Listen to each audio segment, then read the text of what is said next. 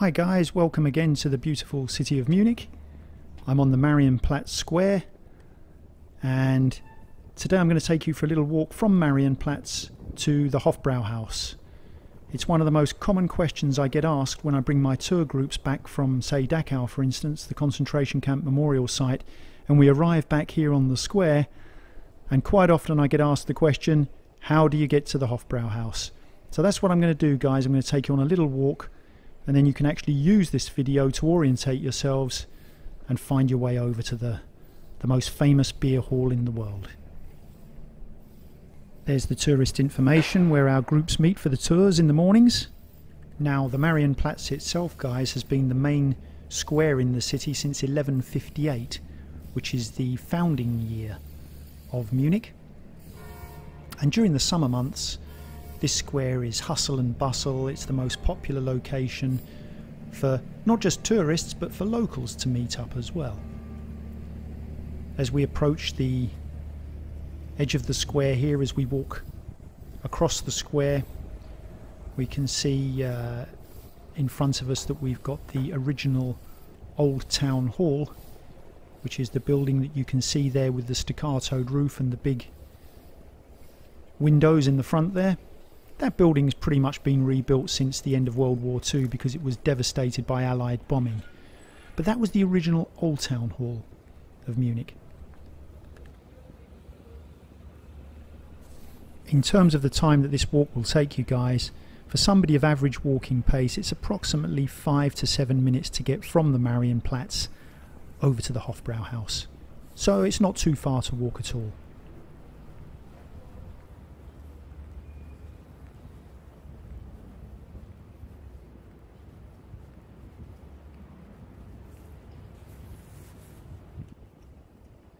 As you can see, bicycles are very popular in the city, guys, and I would say that that's one thing that people have to be very aware of when they come into the city. If you're not used, especially if you're coming from the States and you're not used to travelling around Europe, it can be quite unnerving to see these bicycles flying all over the place, and they really do. They've got their goal in mind of where they're going, and there's no stopping them. So be very, very careful when you're crossing the roads here in Munich.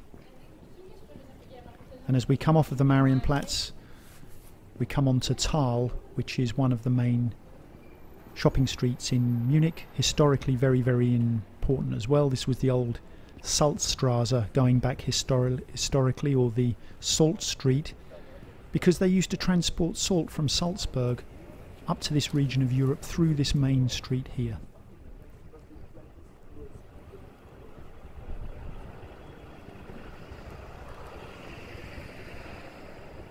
We're travelling through here in Corona times, so it's much, much quieter than it would normally be. And you know, in the middle of summer, the peak of tourist season, be very, very busy here.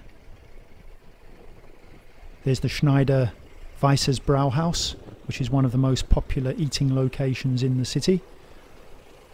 They sell the Schneider Weiss beer, which is, well, it has the reputation of being the best wheat beer in the whole of the region. Here we can see that there's a little shopping walkway here, so we've done a left from Thal onto this little shopping walkway, and we have to walk through this little precinct here. It's like a shortcut, if you like, to get over to the Hofbrauhaus.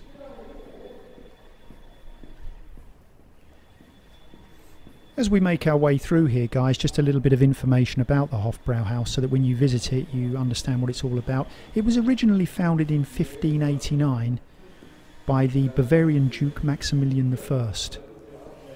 And the general public were admitted in 1828 by Ludwig I. The building was completely remodelled in 1897 by Max Littmann when the brewery moved to the suburbs.